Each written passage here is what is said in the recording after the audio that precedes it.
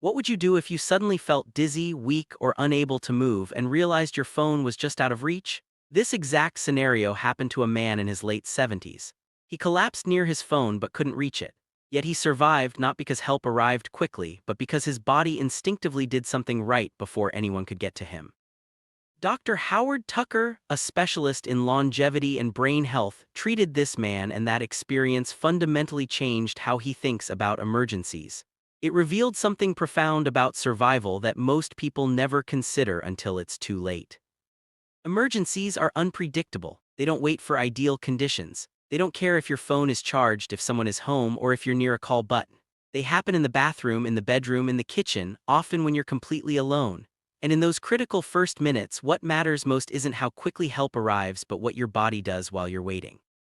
Today, we're going to talk about survival in those terrifying moments when you realize you cannot reach help, and we're going to teach you exactly what to do.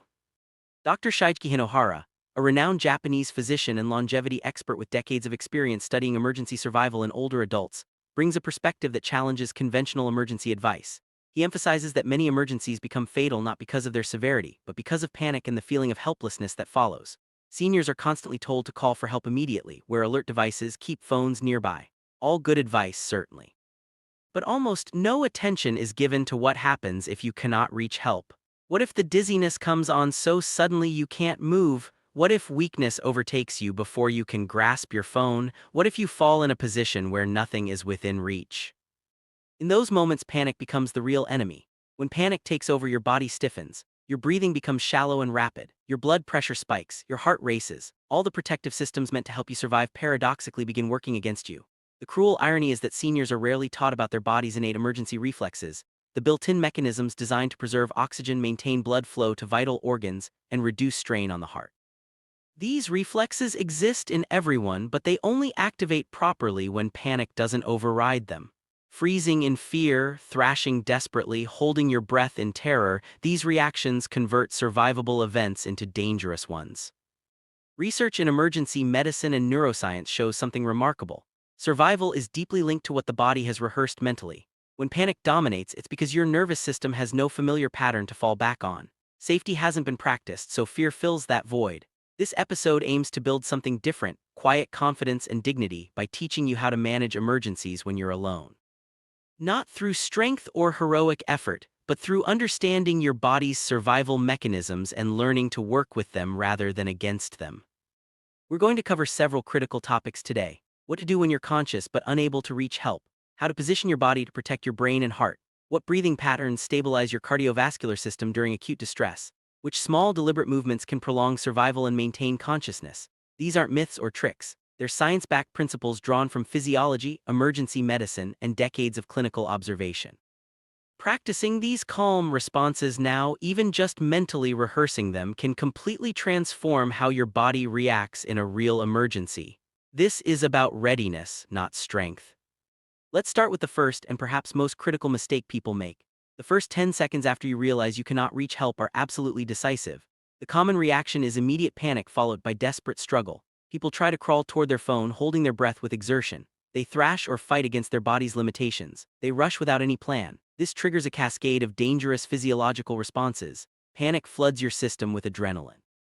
Your heart rate spikes dramatically. Your blood pressure surges. Your oxygen demand increases precisely when oxygen delivery may already be compromised. For seniors with any cardiovascular vulnerability, this can escalate a manageable event into a genuine crisis.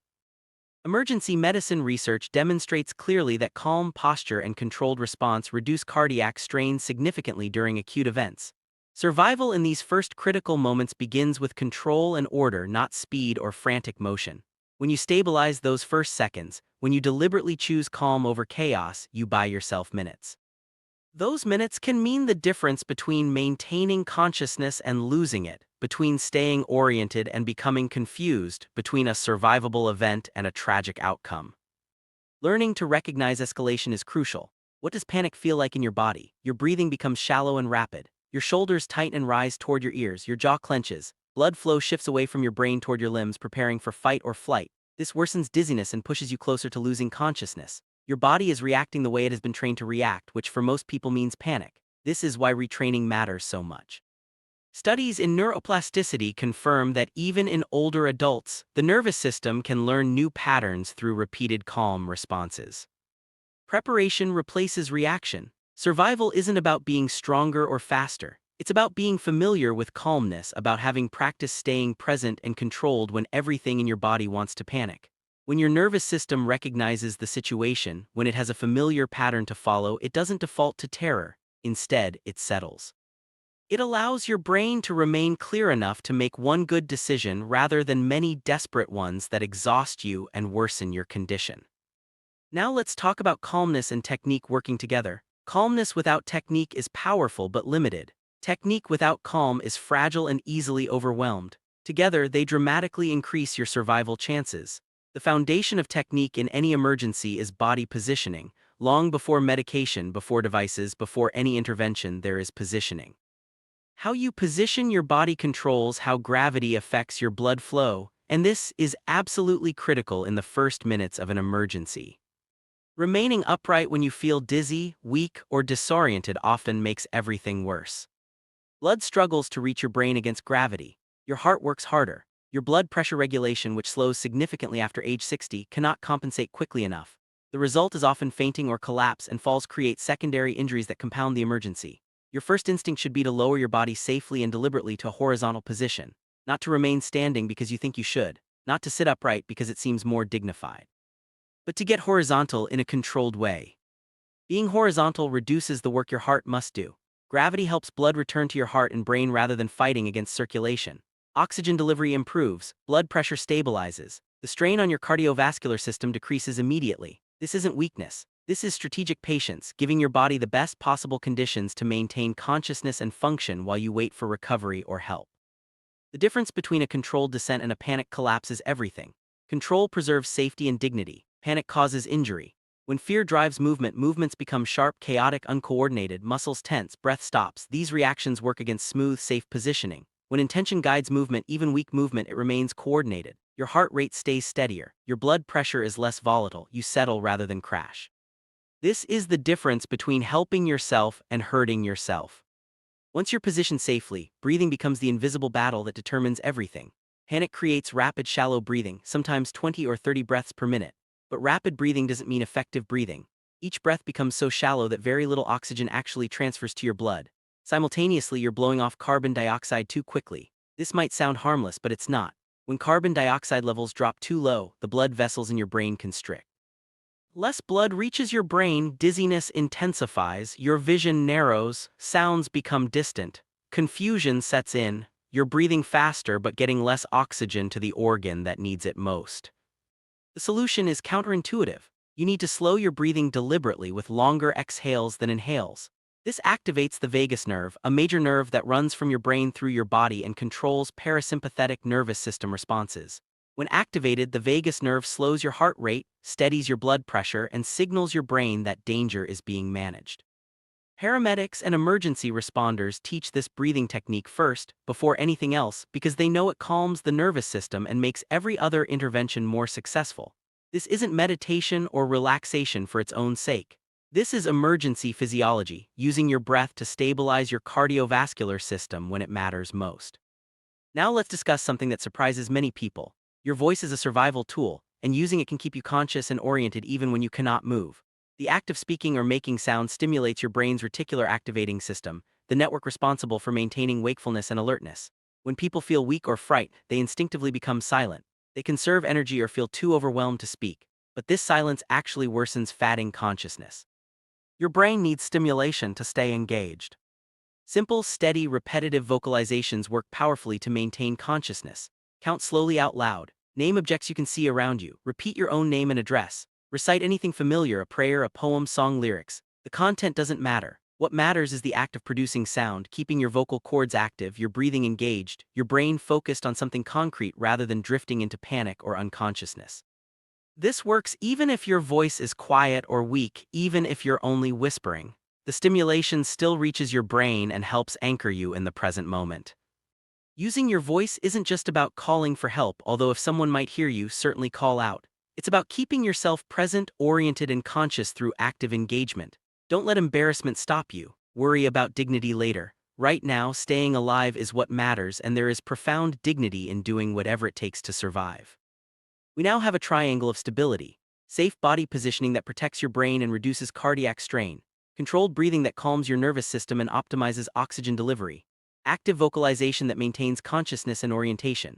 These three elements working together create a stable system that buys you critical time: time for your body to recover slightly, time for symptoms to stabilize, time for someone to find you or for help to arrive. But there's one more element to add: small movements that prevent your circulation from stalling completely. When you're lying still, especially if you're frightened and tense, blood can begin pooling in your extremities. For seniors whose veins rely heavily on muscle movement to push blood back toward the heart, complete immobility can worsen oxygen delivery throughout your body. You might notice increased numbness, colder hands and feet, worsening dizziness. Your recovery slows. However, standing or sitting up too soon is dangerous and can trigger another episode of dizziness or weakness. The solution is gentle, intentional movement while remaining in your safe position. Slowly flex and point your ankles. Move your toes, open and close your hands gently. These tiny movements activate muscle pumps in your legs and arms without stressing your heart or requiring much energy. They help blood circulate more effectively, delivering oxygen and removing waste products. You might notice warmth returning to your hands and feet, a slight improvement in how you feel, better mental clarity. These small movements require awareness, not strength. They replace helplessness with participation, which itself reduces stress hormones and accelerates recovery. The sequence matters: position first, establishing safety and reducing cardiac strain; breathing second, calming your nervous system and stabilizing your cardiovascular function; voice third, maintaining consciousness and orientation; movement fourth, supporting circulation without overwhelming your system. This coordinated response becomes your emergency protocol, not something you invent in the moment but something you've rehearsed and understand. Your body remembers what has kept it safe before. When crisis comes, it reaches for familiar patterns practiced in calmness. Let's talk about what this looks like as a mental checklist, something you can review right now and commit to memory. You feel sudden dizziness, weakness, or realize you cannot reach your phone. Immediately, you make a decision to stay calm. You tell yourself clearly, "I will not panic, I will help myself." You lower your body safely to the floor or onto your bed, moving deliberately, not collapsing. You position yourself horizontally on your back or side, whichever feels most stable. You begin breathing slowly, counting if it helps, making your exhale longer than your inhale. You start speaking out loud, counting, naming objects, saying your name and address. You make small, gentle movements with your hands, feet, and ankles, keeping your circulation active without straining.